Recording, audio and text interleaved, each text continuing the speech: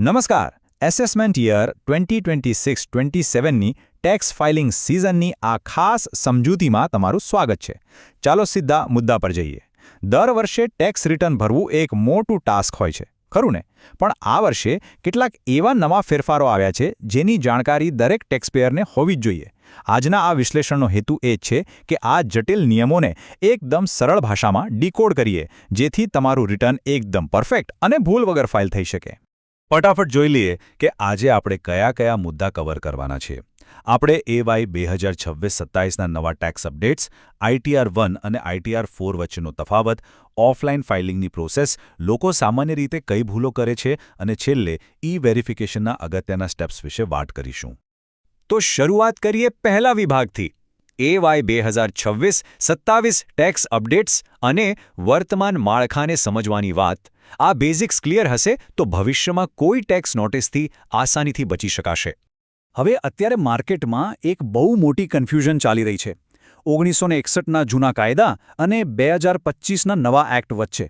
જુઓ, વાત એકદમ સાફ છે. અત્યારે આપણે જે ફાઇલિંગ કરી રહ્યા છીએ એટલે કે ફાઇનાન્શિયલ યર 25-26 અને એસેસમેન્ટ યર 26-27 તે સંપૂર્ણપણે 1961ના જૂના કાયદા પ્રમાણે જ થવાનું છે.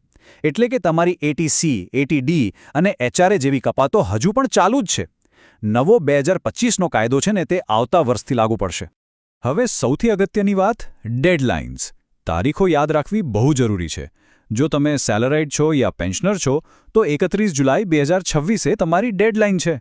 લાસ્ટ મિનિટની ઉતાવળ કોઈને નથી ગમતી અને એમાં ભૂલો પણ થાય છે. પણ હા, જેમના નાના બિઝનેસ છે યા પ્રોફેશનલ્સ છે, જેમને ઓડિટની જરૂર નથી હોતી, તેમના માટે થોડી રાહત છે. તેમને 31 ઓગસ્ટ સુધીનો સમય અપાયો છે, એટલે કે આખો એક મહિનો એક્સ્ટ્રા, જેથી તેઓ પોતાના હિસાબો શાંતિથી અને એકદમ ચોકસાઈથી પૂરા કરી શકે. ચલો વાત કરીએ ફોર્મ્સમાં આવેલા નવા અપડેટ્સની. આ વખતે ખરેખર કેટલીક સરસ સુવિધાઓ ઉમેરાઈ છે. દાખલા તરીકે, પહેલાં કેવું હતું કે જો તમારી પાસે 2 મકાન હોય તો તમારે લાંબુ અને જટિલ ITR2 ફોર્મ ભરવું પડતું.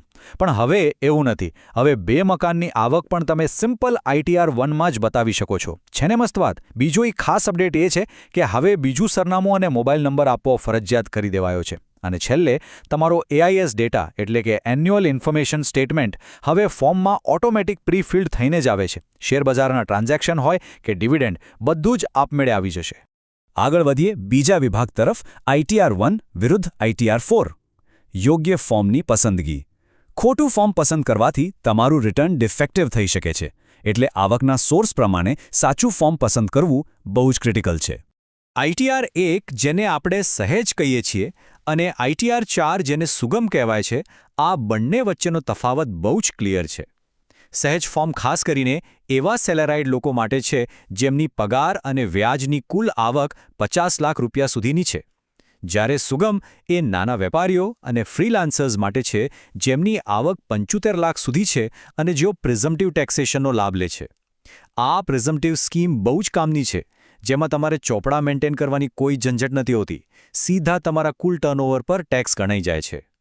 પણ હા, ITR1 કોણ નથી ભરી શકતું એ જાણવું વધુ અગત્યનું છે. જો તમે શેરબજારમાંથી કેપિટલ ગેઇન કમાતા હોવ, તમારો કોઈ નાનો બિઝનેસ ચાલતો હોય, તમારી પાસે 2 કરતાં વધારે મકાન હોય કે પછી તમે કોઈ કંપનીમાં ડિરેક્ટર હો, તો તમે આ સહેજ ફોર્મનો ઉપયોગ બિલકુલ ન કરી શકો. જો ભૂલથી પણ આ ફોર્મમાં બિઝનેસની આવક બતાવી તો સમજો તમારું રિટર્ન રિજેક્ટ થઈ જશે. એ જ રીતે ITR4 ફોર્મના પણ પોતાના કડક નિયમો છે. જો તમારી પાસે કોઈ વિદેશી સંપત્તિ હોય, વિદેશમાંથી આવક આવતી હોય અથવા તમે NRI હોવ, તો આ ફોર્મ તમારા માટે નથી. તમારે ITR2 અથવા ITR3નો જ સહારો લેવો પડશે. વધુમાં, જો કોઈ વ્યાપારી પોતાના હિસાબો રેગ્યુલર એકાઉન્ટિંગ બુક્સમાં મેન્ટેન કરતો હોય તો તેને પણ આ પ્રિઝમ્પટિવ સ્કીમ અને ITR4નો લાભ નથી મળતો. હવે આવીએ ત્રીજા વિભાગ પર, ઓફલાઇન ફાઇલિંગની પ્રોસેસ અને યુટિલિટીઝનો ઉપયોગ. જ્યારે ઇન્ટરનેટ કનેક્શનના પ્રોબ્લેમ્સ હોય ત્યારે આરામથી ડેટા ભરવા માટે આ ઓફલાઇન રીત બેસ્ટ રહે છે. ઓફલાઇન રિટર્ન ભરવા માટે આ 4 સાદા સ્ટેપ્સ સમજી લઈએ. કોઈ મોટી ટેકનિકલ માથાકૂટ નથી. સૌથી પહેલાં ઇન્કમટેક્સ પોર્ટલ પરથી કોમન ઓફલાઇન યુટિલિટી ડાઉનલોડ કરો. પછી તમારા પ્રી-ફિલ્ડ JSON ડેટાને ઇમ્પોર્ટ કરો. ત્રીજું સ્ટેપ, તમારી બધી વિગતો ભરો અને તેને વેલિડેટ કરો. અને છેલ્લે તૈયાર થયેલી ફાઇલને પોર્ટલ પર પાછી અપલોડ કરીને વેરીફાઈ કરી દો. એકદમ સિમ્પલ. હવે તમને થતું હશે કે આ JSN ફાઇલવાળી શું છે? નામ સાંભળીને કદાચ કોઈ સાયન્સ ફિક્શન મૂવીના રોબોટ જેવું લાગે ખરું ને? પણ અસલમાં એવું કાંઈ નથી. આ માત્ર ડેટા ટ્રાન્સફર કરવા માટેની એક સ્માર્ટ, હળવી અને એકદમ ફાસ્ટ ડિજિટલ ફાઇલ છે. પહેલાં જે XML ફાઇલો વપરાતી તેના કરતાં આ ઘણું ઝડપી કામ કરે છે, જેના લીધે તમારો પ્રીફિલ્ડ ડેટા પળવારમાં સોફ્ટવેરમાં ઇમ્પોર્ટ થઈ જાય છે. ચાલો હવે વાત કરીએ સૌથી ઇન્ટરેસ્ટિંગ અને જરૂરી એવા ચોથા વિભાગની, સામાન્ય ટેક્સ ફાઇલિંગ ભૂલો અને તેનાથી કેવી રીતે બચવું.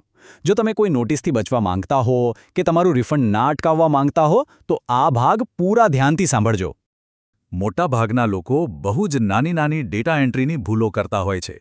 સૌથી મોટી ભૂલ તો ખોટું એસેસમેન્ટ વર્ષ પસંદ કરવાની થાય છે. યાદ રાખો, આ વખતે તમારે એસેસમેન્ટ યર 2026-27 સિલેક્ટ કરવાનું છે. જો અહીંયા ગડબડ થઈ તો સમજો કે તમને ડબલ ટેક્સેશનનો માર પડી શકે છે. બીજું, બેંક એકાઉન્ટ નંબર કે IFSC કોડમાં એક આંકડાની પણ ભૂલ થશે તો રિફંડ તમારા ખાતામાં આવવાની જગ્યાએ હવામાં જ લટકી જશે. અને હા, તારીખો હંમેશા DDMMYYYના ફોર્મેટમાં જ હોવી જોઈએ. ડેટા મેચ ન થવો એ બીજી એક મોટી બીમારી છે.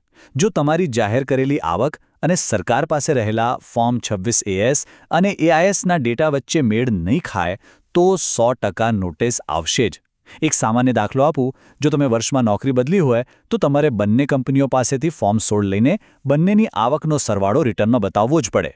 એટલું જ નહીં, શેર વેચ્યા હોય, મ્યુચ્યુઅલ ફંડ લીધા હોય કે બેંકનું વ્યાજ આવ્યું હોય, AISમાં દેખાતી દરેક એન્ટ્રીનો હિસાબ રિટર્નમાં હોવો જ જોઈએ. હવે વાત કરીએ અમુક એવી વિગતોની જેને લોકો અવારનવાર છુપાવવાની યા ભૂલી જવાની ભૂલ કરે છે. ઉદાહરણ તરીકે, HRA ક્લેમ કરવો હોય તો મકાન માલિકનો પેન કાર્ડ નંબર આપવો ફરજિયાત છે. જો તમારી વાર્ષિક આવક 1 કરોડથી વધારે છે તો શેડ્યુલ ALમાં તમારી તમામ સંપત્તિ અને દેવાની વિગતો આપવી જ પડે છે. અને સૌથી મહત્વનું, જો તમારી પાસે વિદેશમાં કોઈ બેંક એકાઉન્ટ કે શેર છે તો તે આવક ભારતમાં ટેક્સેબલ છે કે નહીં એનાથી કોઈ ફરક નથી પડતો. તમારે તેને શેડ્યુલ FMમાં કમ્પલસરી બતાવવું જ પડશે. અને જો સમયસર રિટર્ન ફાઇલ ના કર્યો તો? ભાઈ, 5,000 રૂપિયાનો દંડ ચૂકવવો કોઈને ગમતો નથી. જો તમારી આવક 5 લાખથી વધુ હોય અને તમે ડેડલાઇન ચૂકી જાઓ તો આ 5,000ની લેટ ફી લાગશે. પણ એનાથી મોટું નુકસાન એ છે કે જો રિટર્ન લેટ થયું તો તમે ઓલ્ડ ટેક્સ રેજીમ એટલે કે જૂની ટેક્સ પદ્ધતિ પસંદ કરવાનો હક હંમેશા માટે ગુમાવી બેસશો. પછી પસ્તાવા સિવાય કોઈ ઓપ્શન નહીં રહે. આપણે પહોંચી ગયા છીએ 5મા અને આખરી વિભાગ પર, ઈ-વેરિફિકેશન અને ફાઇનલ સ્ટેપ્સ. રિટર્ન સબમિટ કરવું એ માત્ર અડધી જ ગેમ છે. જ્યાં સુધી તમે એને વેરીફાઈ નહીં કરો ત્યાં સુધી એ લીગલી ફાઇલ થયેલું જ નહીં ગણાય. અહીં 30 દિવસનો આંકડો મગજમાં બરાબર ફિટ કરી લેજો.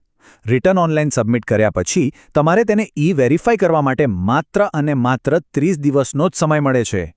પહેલાં આ સમય 120 દિવસનો હતો, પણ હવે નિયમો એકદમ કડક થઈ ગયા છે. જો 30 દિવસમાં વેરિફિકેશન ના કર્યું તો તમારું ફોર્મ કચરાપેટીમાં. મતલબ એવું જ ગણાશે કે તમે ક્યારેય રિટર્ન ફાઇલ કર્યું જ નહોતું. હવે આ 30 દિવસમાં વેરિફિકેશન કરવા માટે પોર્ટલ પર ઘણા બધા સહેલા ઓપ્શન્સ છે. સૌથી ફેવરેટ અને ફાસ્ટ રસ્તો છે આધાર OTP. જો તમારો મોબાઈલ નંબર આધાર સાથે લિંક હોય તો બસ એક ક્લિકમાં કામ પૂરું. જો એવું ના હોય તો નેટ બેન્કિંગ પોર્ટલ કે બેંક એકાઉન્ટ દ્વારા EVC જનરેટ કરીને પણ વેરીફાઈ કરી શકો છો. અને જો આ બધું ટેકનિકલ લાગતું હોય તો જૂની સ્ટાઇલમાં રિટર્નની પ્રિન્ટ કાઢો, સહી કરો અને બેંગલુરુ CPCને સ્પીડ પોસ્ટથી મોકલી આપો. તો આ સિઝનમાં 1961ના કાયદા પ્રમાણે રિટર્ન ભરવાનું તો આપણે બરાબર સમજી લીધું. પણ એક વિચારવા જેવો પ્રશ્ન એ છે કે આવતા વર્ષે જ્યારે 2025નો નવો આવકવેરા કાયદો અમલમાં આવશે ત્યારે આપણી આ ટેક્સ પ્લાનિંગની સ્ટ્રેટેજીમાં કેટલા મોટા ફેરફારો કરવા પડશે. આજના આ વિશ્લેષણને આપણે અહીં જ વિરામ આપીએ છીએ.